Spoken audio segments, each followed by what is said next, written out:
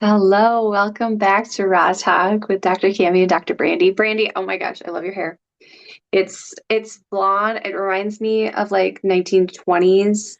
Like you should get like the little curls, like learn how to style it. You know what I mean? Like it reminds me of Roman Holiday, Audrey Hepburn, when she chops all her hair off and she's like, and then the guy, he's like, I don't know, he just does like the style and it's just so cute. So Oh, I you love should it. look that Okay, well, thank you. I'm still debating about the blonde because I've decided to grow my hair out, so it's in one of those up. stages. But I love the 1920s and 30s look. So for you to say that, I'm gonna go put on I have what Flapper dress. yeah, Flappers. flapper dresses with a little thing on it. So I can Yeah. put that on and try to figure out that curl. That'd be super fun. I think that I have the clips for it, but I've never been able to use them. But they're those little like I don't know what you call them, but they're Butterfly? well, there's big. I've got there's the long ones, and then they've got little ones that you can clip in, and they're like I don't know what you call them. They're like, You but should send anyway, me a picture of them later. Yeah, I just been putting like little braid in it and put a little, and then just go like this, trying to figure it out. But it's, you can't keep cutting it or it won't grow. So hmm I figured, hey, I gotta try to grow it out one more time. I said, you'll get there. Lance retired from the military a year ago in February, so he hasn't cut his hair since. So his hair is like he can get it in a ponytail now. So just you go with the just hang, flow. I haven't yeah. cut it since January, so here goes. See what the year 2026 is about. So on that note, I do want to talk about February, March energy of 2026. Mm. And if you don't know this by now, I don't do astrology. I love it. Don't get me wrong. I just don't have time to study it. So I just tap into the energy of the themes of what's going on. And I do believe that every year we move through this energy shift of garbage, right? But some years are a lot heavier than other years. And while 2026 is really about seeing things from a higher perspective, in order to do that, you have to move a lot out of how you once saw things to see them from a different perspective, which means you have to move, I guess, your perspective. Like you have to move garbage out, right? So February, March is about looking at first your own garbage, your own belief systems, how are you showing up in life? How are your relationships with your loved ones, friendships, children, spouses, family members, clients, and going, am I showing up am I living the way I want to? Now, why is this essential there's three levels of consciousness that I'm writing about in my book and around perception. And the first one is personal, and then there's your collective, and then there's the universal, right? So then your personal is what we have to move through first in order to connect to the collective and then get to the closest truth of universal, which is say your spirit at its fullest, right? The closest to yourself that you can find. And when you're at the personal level, the emotions, the garbage is rapid and fast. The perceptions are like, I believe this one day, I believe this one day, I believe this. It's like fast, fast, fast, fast. Because you're dealing with not just your own consciousness, you're dealing with other people's. And then everyone is dealing with everyone's opinions of what is right, what is wrong, what is good, what is bad, what is evil, what is blah, blah, blah.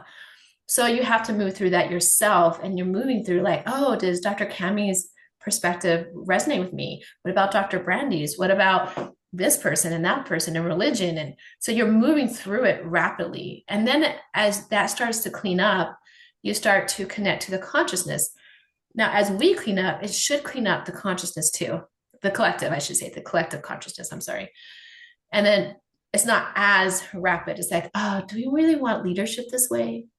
Is this really how we want to show up for our community? So it's not as rapid because if we all do our work personally, it clears up that collective. And then as you move through the collective, make decisions, and you get to your universal truth, it becomes less. It's like every once in a while, oh yeah, I should probably think about that. Does that make sense?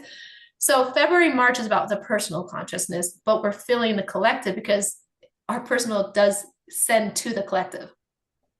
So we're being pushed in essence to look at ourselves. We can be pulled into other people's stuff and avoid our own, but that's not going to help. So if you're watching the news and the TV and you're getting pulled into this drama and you're, complaining about this, that, or the other, or whatever's on the news, then you're avoiding your own level of expansion. You're just getting pulled into that lower vibration. So it's essential to come back and say, what do I want to feed to the collective? How do I want to show up for the collective? So that's kind of what February, March is about. Oh, interesting. I find that to be relevant in what I'm experiencing right now as well.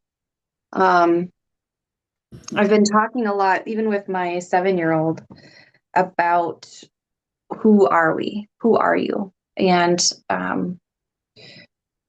identifying thoughts, emotions, and body with the space between, and we are the space between. Like who am I is this space between.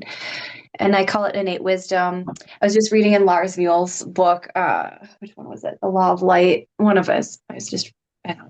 But he was talking about it's the genetics of the spirit. It was just cracking me up because it was just a different way of explaining how I explain things to people. But I was talking to my 7-year-old and I said, well, do you think you are your thoughts?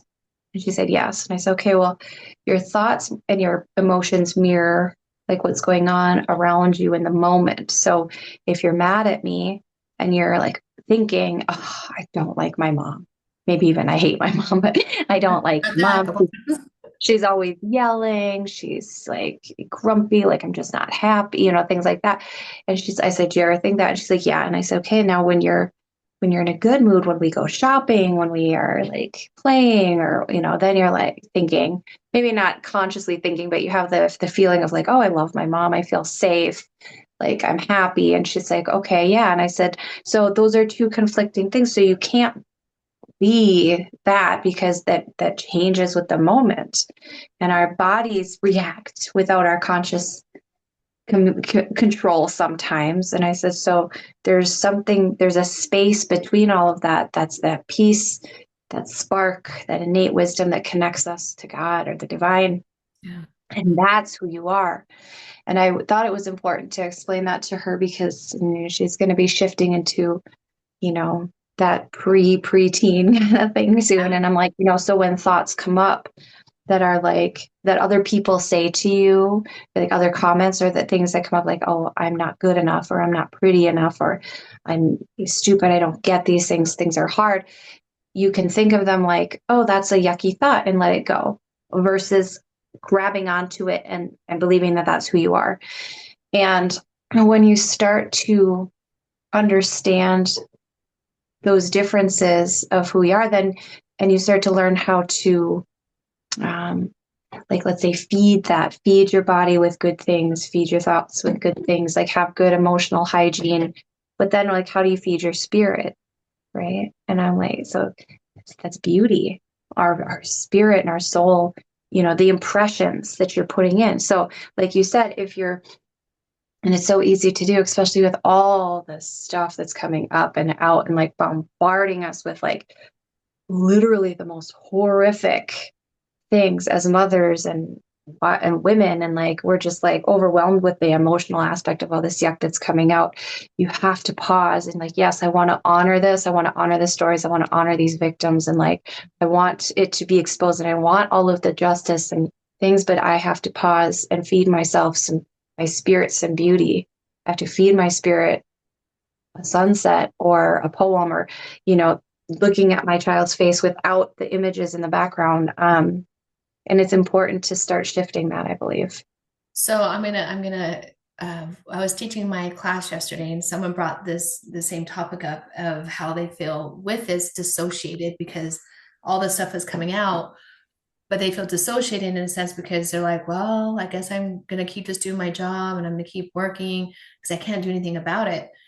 And in that moment, I paused the whole class and I took us into meditation. And in the meditation, we started with ourselves, bringing in the light, like you're talking about, bringing the light and pushing out all the gunk and the ugly and the dark, because that's not who we are, right? We are light. But we're here to have this human experience, which can be gunky. Like I was thinking about it today. If we didn't have these experiences and we just are, what would we do? Is that, what I mean? What would we do? Just sit in meditation all day? Right? If we're here to have a human experience, we're going to try different things and move different ways. Now, does that have to have this big garbage coming up? No, and that's what we're deciding as a collective.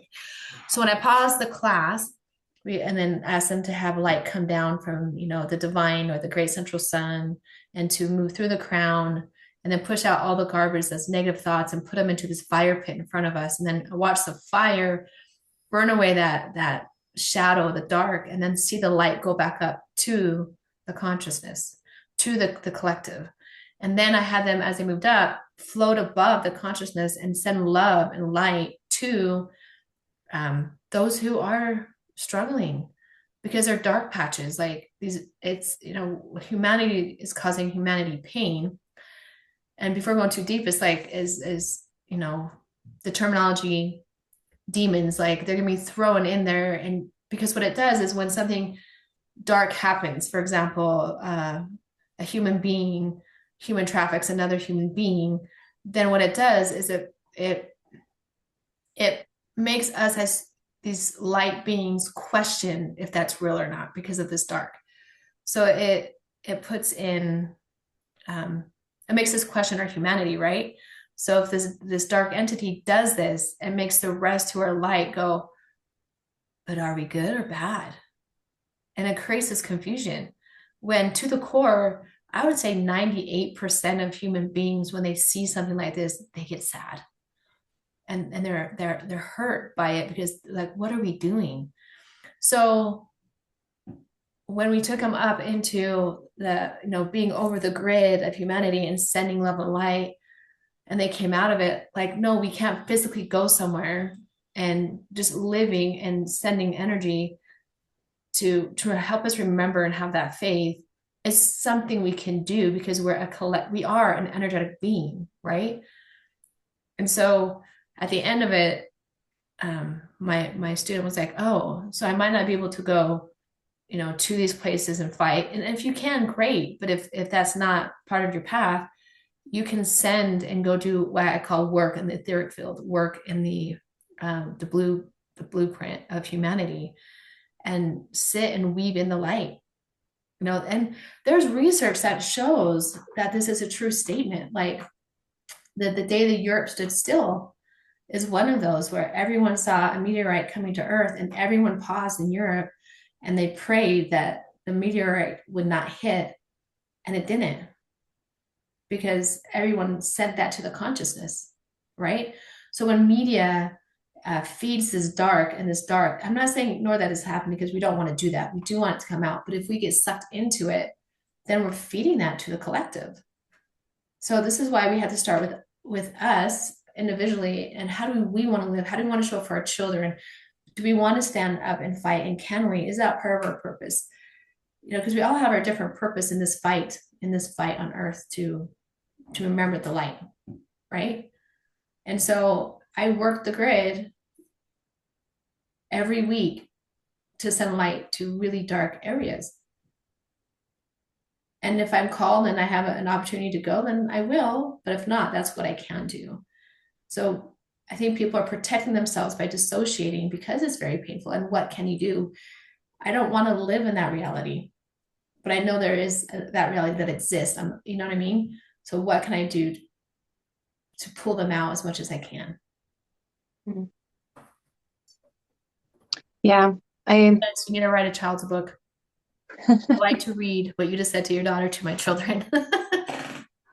Yeah, I think that I'm always trying to condense down complex things. And if I can explain it to my children, then I know that I've got the teachings that I learned. But we are our own children, like our inner children, our inner child needs to hear that same thing, because I mean, we're waking up as a collective, right? So how we parent is a lot different than how our parents parented, 20 years, 50, 30 years ago, 50, whatever, because it was more dense. We're not as dense as in energy as we were, but there's still a lot of dense energy that we're fighting. So when you say that, you're not speaking just to and I think you know this too, your 8 year, 7 year old, but you're speaking to that 7 year old part of someone that goes, oh my gosh, I can put that all down, Mhm. right? So I call it child's book, but I think when parents read it, it's going to hit something for them too. I'll be the Yeah. first one to buy it. Well, I have started collecting and writing again. Just trying to condense things because I was thinking about writing another book. And then I thought, oh, I would really like it to be like a coffee table style book, like do some like get into photography and yeah, it's that spring energy. I It love it. finally hit above zero here. I mean, I'm in Minnesota, so we had the deep freeze. So it was, I think that when it really hit, I went to work and it was with the wind chill negative 47. Ooh, jeez. Um, so yeah, so it's like as soon as that above zero, and it's like 50s today and this weekend. So it's like I want to throw away all my clothes. I want to write a book. I want to. It's That spring spring. energy is coming up. Yeah. Um, so yeah, I think what my purpose is because I've been thinking about this a lot and what can I do? The only thing that has come to me for my purpose is to just be with the people in front of me. And I see a lot of people with my job. Like I'm in front of a lot of people and on a lot of different ideas, a lot of different faiths, a lot of different people. And my job is to connect with the spirit in front of me and 100%. to just actively listen and to see past all the stuff and the projections and just see the person. And one of the ways that I do this is just by remembering that you cannot find God in all or at all if you cannot find God in all. Okay, so you Beautiful. cannot find God at all if you can't find God in all. And so 100%. yeah, Talked and about so that too. I love that. Put that in your table book. yeah, right, my table. Waiting.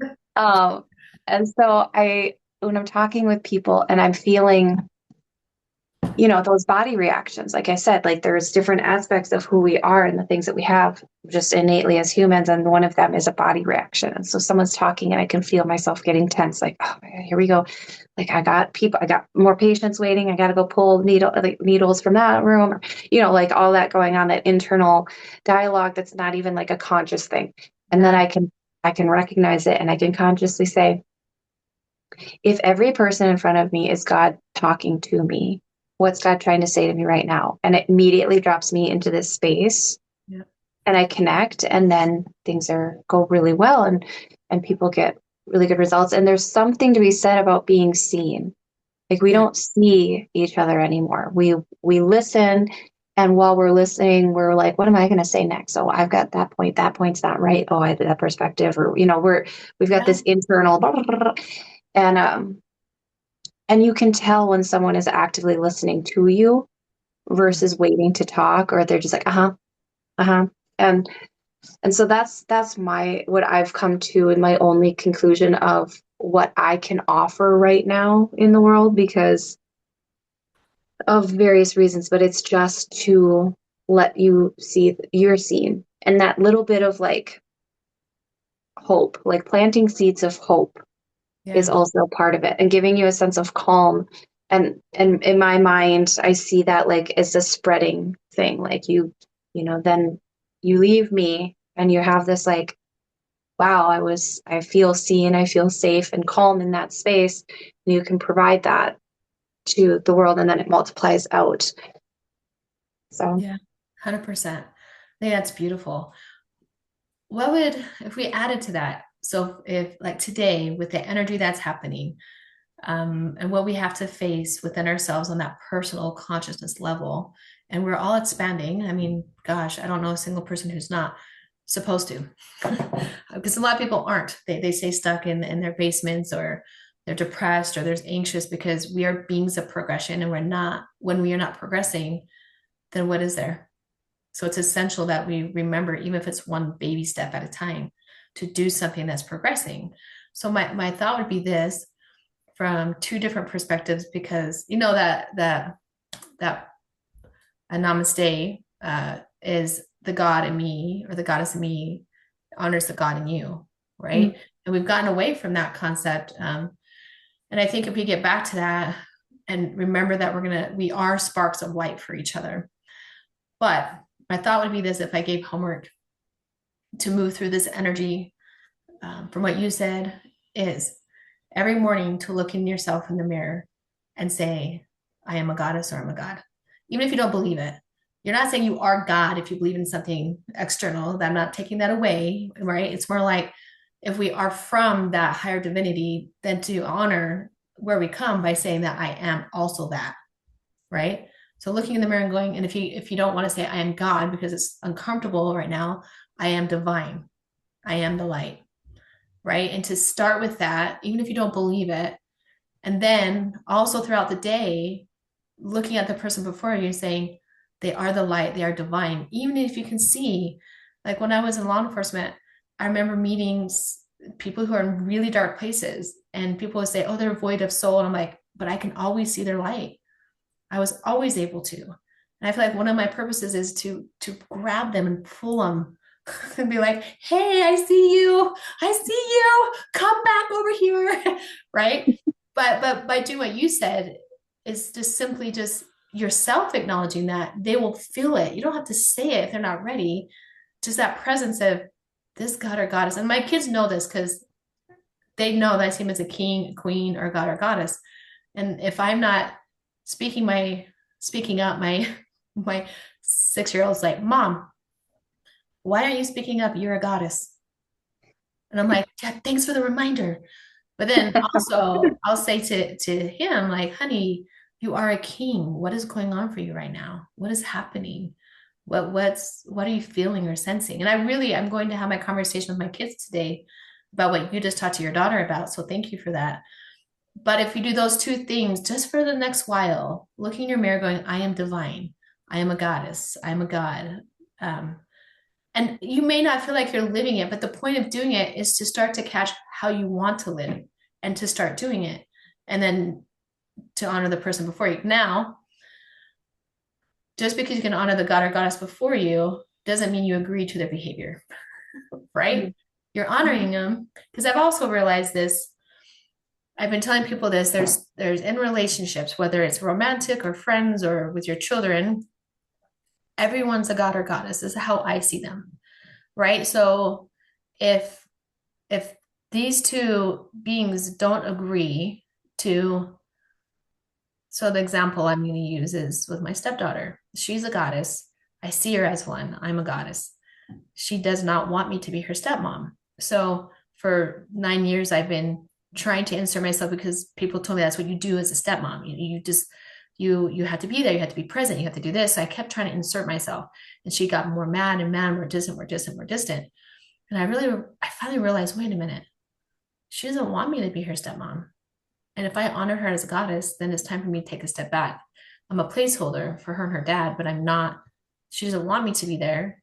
And once I let that go, it was interesting because my stress level went away because it's not my job. And we have to understand that some people, if we're not on the same path, like couples or friends, I see this with couples where they'll come to my office and they are ignoring and they're just fighting and they're fighting and they hate each other, but they're staying together because the world says you're supposed to.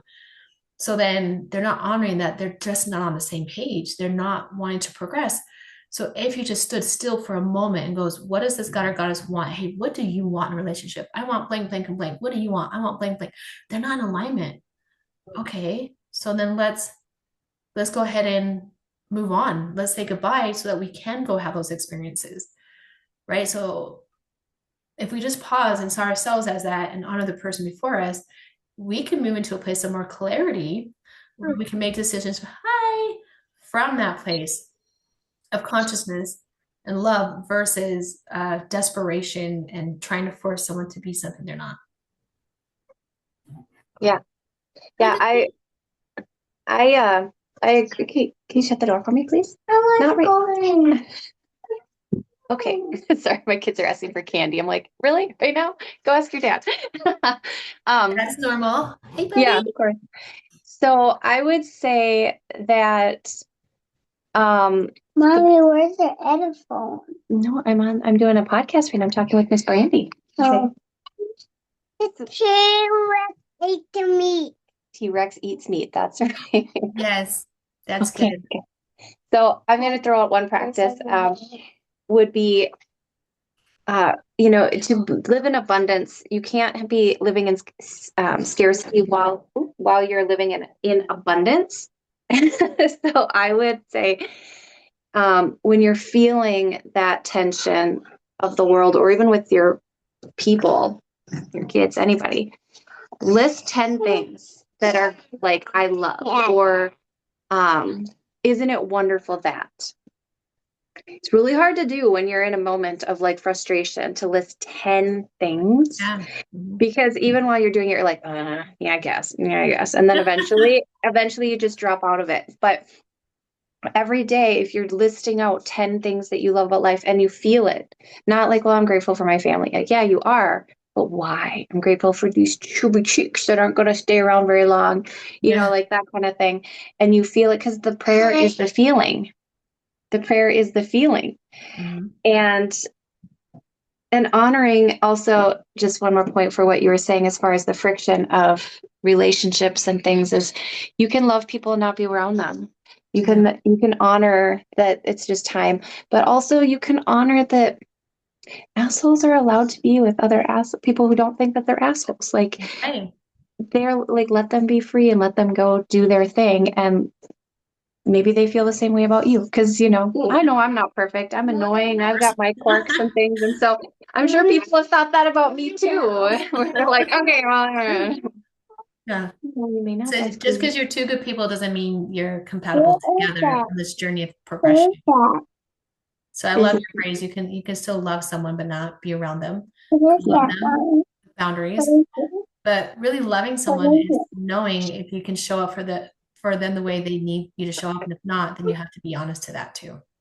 Yeah. So I think starting with a God or divine being, holding space for No. someone else, and then asking, Yeah. is this relationship feeding both of us?